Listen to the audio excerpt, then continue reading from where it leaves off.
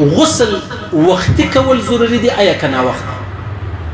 اوله خبره خدا ده خبره ده چې سړی غسل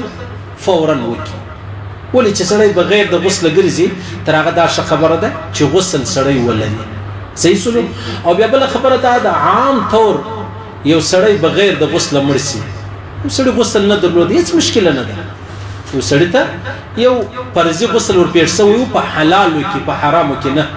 په حلالو کې هیڅ پروا نه لري هیڅ مشکل نه دی و یاره که بغیر د غسل مرګ راغلی یا بغیر د غسل د مرګ راشي خو مازې د کلمې بغیر د الله مرګ نه راولي په حرامو کې بغیر د غسل نه ژوند جایز دی نه مرګ جایز دی صحیح سلوک. پیغمبر علیه الصلاۃ والسلام فرمایي چې په کوم کور کې بغیر د غسل نر یا ښځه ستا غسل ور باندې فرض دی هغه کور لره د رحمت فرشتې نه راځي د نسائی شریف حدیث دی. هغه بل حدیث دی پیغمبر علیه الصلاۃ والسلام فرمایي د رحمت فرشتې نږدې هم نه ورځي و هغه چاته چې څوک غسل نه لري منګرها چې دی راولاړ څه چم وکي دی راولاړ سي او داس وکي. یو سړی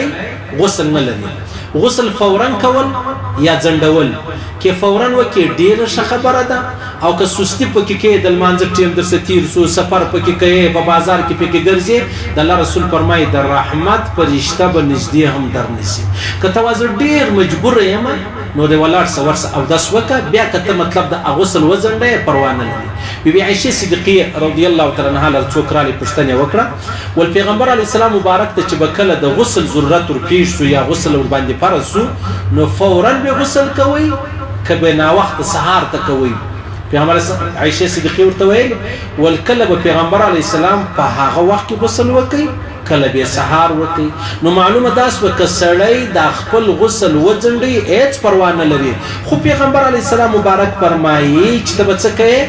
ته بغیر د اوداسه مپریوزه تا ته د غسل ضرورت پیښ شو غسل پر تا پر رسول او داس وکه بیا پریوزه یا غسل وکه بیا پریوزه. او کسړی یو غسل جان بوج کې په قصد باندې د سستی د وجه ځنډي نو بیا د الله رسول فرمایي هغه کور لره د رحمت فرشته نور دي چې په کم کور کې بغیر د غسل څو ګرځي هغه چاله نږدې د رحمت فرشته نور دي چې بغیر د غسل دی ګرځي حتی چې درڅو د اودس نه کړي اودس یې وکي بیا پروا نه لري. حضرت عمر فاروق رضی الله تعالی عنہ ته پیغمبر اسلام مبارک فرمایل که غسل په هغه سات کې ونه کې نو کم سے کم اودس کوي چې اودس مو کوي بیا پروا چې د هغه نه لري. ینده ماته ته هغه موټه هغه ضروري هغه غټ مسلې سره کې درته ویلې په دې وجه باندې چې زه مطلب په کورو کې زموږ بیانونه اوریدل کیږي الحمدلله نو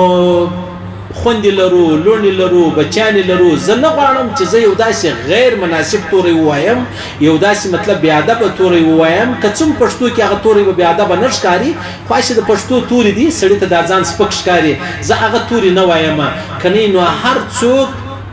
مطلب کوروالا د خاوند د پښتنه وکي د مولوی صاحب د مسجد مولوی صاحب سره د غسل د پلاني مسلې پښتنه وکړي ډېر زموږ زنان نستا تر نن ورځې پرې د اوداسه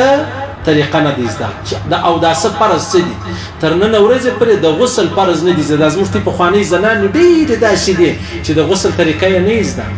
هغه وای مطلب موږ بیا په هفته کې یو ورکه د غسل ځای رالی بیا موږ غسل کوو که د 5 ورځې که د 10 ورځې یا دا خبره نه ده دا خو ظلم دی او بغیر د غسل ګرځېده څومره لوی جرم دی بغیر د غسل د مسلمان لپاره ګرځېده څومره لوی مشکله مسله ده. نو لہذا پیغمبر علیه الصلاۃ والسلام مبارک فرمایل تاسو څه کوئ تاسو چې کله غسل کوئ که په غسل کې تاسو یو بیشته هم وچ پاتې سلو یو بیشته فرمایي وای من ترک موضع شعره من جنابه لم يصبها الماء فعل بها كذا وكذا من النار. دا د ابن ماجه او د ابو داود حدیث دی کچیر چا غسل کوي او په غسل کې یو بیشته قدر هم وچ پاتې سو نو بیا چی شي دی نو دا به د جهنم په ور د وچ ځای چې دی غسل کیږي. صحیح سلو بس ان شاء الله العزيز نور به مسلې ضروري مسلې هغه به ان شاء الله العزيز درته اورم خو بس ضروري خبره دا ده چې موږ ته په غسل کې ځندوالي نه راوړو